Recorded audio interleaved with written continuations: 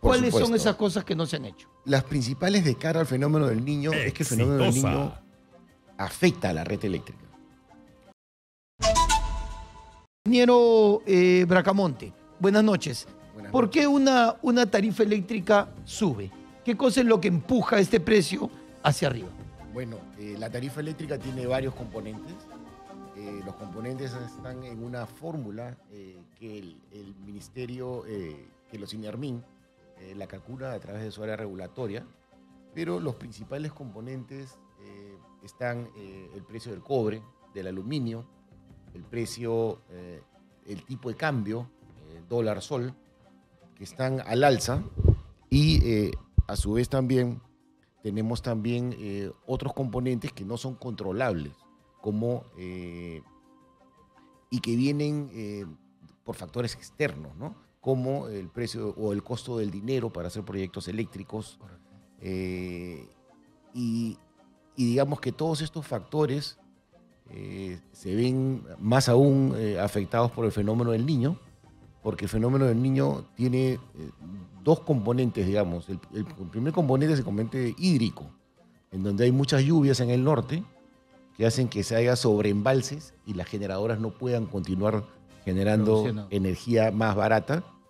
Ya en el Yacu la energía hidráulica cayó en 8% y hubo que ir a fuentes más caras, fuentes a carbón, fuentes a diésel. Y igualmente en el sur lo que pasa es que hay sequía y entonces las hidráulicas no tienen agua para generar y se va a fuentes más caras. Entonces, desde este punto de vista y mirando hacia el año 2024, el dólar está con una tendencia a cambiar a alta. Ajá. Los minerales, el cobre, también se tiene una expectativa de subir en su precio en el mercado mundial. Igualmente, el fenómeno del Niño va a empezar y está de medio a severo, lo cual quiere decir que van a haber ambos efectos sobre los hídricos y tenemos que tomar algunas precauciones para que también este fenómeno no afecte a la segunda fuente más barata, que es el gas natural. El gas. Ingeniero, le pido por favor que se quede con nosotros. Obviamente hay que hablar de qué cosa encarece el precio y cómo el fenómeno del Niño va a ser una variable importante en la producción de energía, sobre todo por el recurso hídrico. Nos vamos a la pausa y volvemos con usted nuevamente. Perfecto. Bien, queridos amigos, nos vamos a la pausa entonces y regresamos. Bueno, tenemos varias acciones que ha debido hacer el Estado y otras que está haciendo el Estado. Cuando usted me dice que ha debido es porque no se han hecho. Por ¿Cuáles supuesto. son esas cosas que no se han hecho? Las principales de cara al fenómeno del Niño es que el fenómeno del Niño afecta a la red eléctrica, afecta al generador, afecta al transmisor. Entonces, estos sobreembalses que pueden causar que las centrales hidráulicas no generen energía, lo que hacen es que al no haber energía barata, vas a la segunda fuente más cara, ¿no? Que es el gas. Y si no hay suficiente energía de gas, vas a la siguiente, que es el diésel, renovables, solares. Entonces, yo comienzo metiéndolo al sistema la energía más barata y voy hacia la más cara. Y Correcto. eso tiene un impacto sobre El precio. en precios sobre los comerciales, sobre la energía comercial para empresas, clientes libres, le llamamos nosotros. Pero hay otro cliente, es el cliente domiciliario, el cliente de casa. Ese cliente se rige por unas licitaciones de largo plazo, que pueden ser de 10 años, entre generadores y distribuidoras. Estas licitaciones en su mayoría vencen en el 2024, el próximo año. Pero las condiciones para estas licitaciones están con todos los parámetros y todos los factores al alza. Para las nuevas licitaciones. Para las nuevas licitaciones. Van a tener que tener precios nuevos de todas maneras. Por supuesto, porque van a hacer nuevos contratos que Correcto. se van a establecer el próximo año en condiciones diferentes a las que teníamos antes.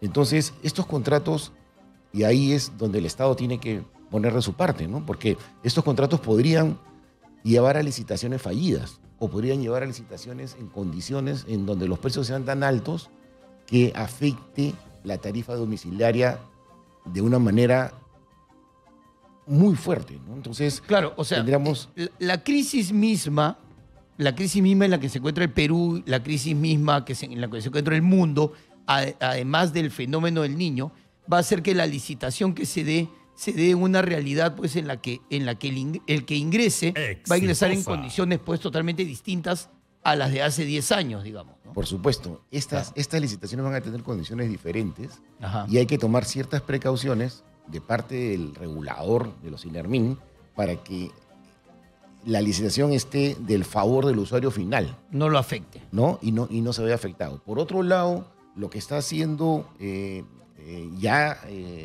los INERMIN con el coordinador eléctrico local ha generado una nueva categoría de tarifa que se llama la BT51. ¿Qué quiere decir esa tarifa? Esa tarifa es una tarifa en donde el precio de la energía en las casas de cada uno de nuestros hogares va a ser un precio diferenciado por horario de tiempo. Entonces, si yo consumo energía en un horario de alto costo, ¿no? Que podría ser de las 8 de la noche a la 1 de la mañana o a las 11 de la noche, Correcto. Me va a costar más. me va a costar más y podría verse afectado con un costo de una tarifa por lo menos del 8%. Pero si mis consumos, por ejemplo, la lavadora o cosas que yo haga en la casa, prender las cocinas, la terma, lo hago en horas con la tarifa más baja, digamos entre las 5 de la mañana y las 7 de la mañana, ¿no? Entonces puedo ahorrar un 20% del costo que yo tenía normalmente como usuario de alguna empresa eléctrica. Ahora, eso desde un punto de vista económico puede tener cierta lógica, pero desde un punto de vista del usuario no, porque yo uso la energía cuando la necesito, ¿correcto? O sea, me ilumino cuando está oscuro y si llego a mi casa de trabajar es el momento en que hago todas las cosas que debo hacer y hago para poder lavar mi ropa, usar la terma. O sea, no me puedo bañar pues a las 3 de la tarde, que es más barato, porque a las 3 de la tarde no estoy en mi casa. Ok, de acuerdo. ¿No? Hay algunas actividades que casi son inflexibles, pero hay Bueno, otras por que supuesto, son flexibles. Por ejemplo, si yo siempre regreso del trabajo y lavo de 6 a 7 de la noche en horario punta, ¿no? Yo sé que podría modificarme y lavar de 6 de la mañana a 7 de la mañana con un 20% de ahorro. Un 20% menos. Claro. Eso para la persona... Claro. Pero eso es alterar la vida de las personas, ¿no? Claro, ¿no? Y obviamente esto ya ha llevado hacia los comercios, donde el dinero, el ahorro es muchísimo mayor. Claro, claro. ¿No? Yo abro un refrigerador, ¿no? Grande, ¿no? Entonces, si lo abro en horas punta, ¿no? Mi consumo va a ser muy alto. Claro. Pero si acostumbro a mis clientes a abrirlo en horas donde la tarifa es más baja, entonces voy a tener un impacto positivo en mi economía. Pero requiere educación. Sí, claro. Requiere al usuario, hay que educarlo, hay que enseñarle a usar una tarifa diferenciada en horas. Claro, pero como siempre, el usuario es el pagano, ¿no? Y nos van a meter en el túnel en el que siempre, en las horas que el que la vende sabe que es más cara la luz y que yo la uso más, en ese momento es donde más me van a cobrar. O sea, siempre va a salir ganando el que vende la luz, ¿no? Nunca el usuario, okay, naturalmente, ¿no? Ese comentario es muy, muy importante porque en este momento estamos en una prueba piloto. Entonces, se han establecido ciertos horarios que deberían ser flexibles en favor del usuario, no en favor de la distribuidora. Claro. Entonces, eso es lo que tenemos que estar atentos a mirar, ¿no? ¿Cómo van a ser esas tarifas diferenciadas y qué usuario y qué horarios van a poner para que sea a favor del ama de casa? Claro, o sea, bueno, va a tener que suceder primero la prueba real, o sea, entre las personas para que se den cuenta en qué momento es donde consumen más energía. Por supuesto que cambiar los hábitos de consumo, sobre todo en patrones de energía, siempre es complicado, ¿no? Es como que a mí me digan que el pasaje de vehículo, el pasaje de carro, de combi o de tren cuesta más barato a las 3 de la mañana y a las 2 de la tarde y más caro a las 7 de la mañana.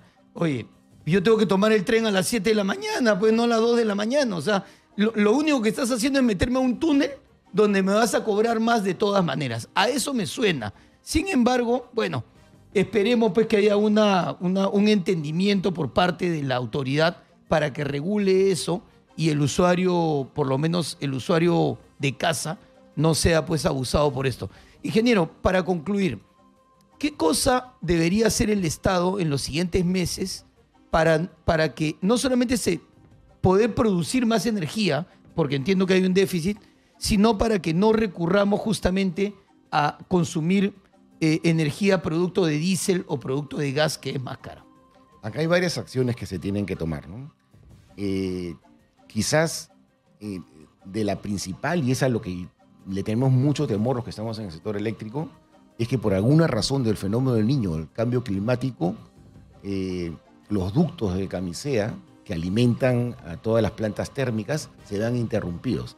Ese sería el peor escenario. Ese no es escenario común. En ese escenario, lo que tiene que hacer el Estado y lo que tienen que hacer las empresas es prever y saber cuáles son sus puntos vulnerables ante un sobreembalse o ante una sequía o algún fenómeno que pudiera alterar que se alimente a gas y que esa producción no llegue al sistema, lo cual haría que la tarifa podría irse a costos insospechados. O sea, cuando le digo que hoy día tenemos tarifas del 60, 70 dólares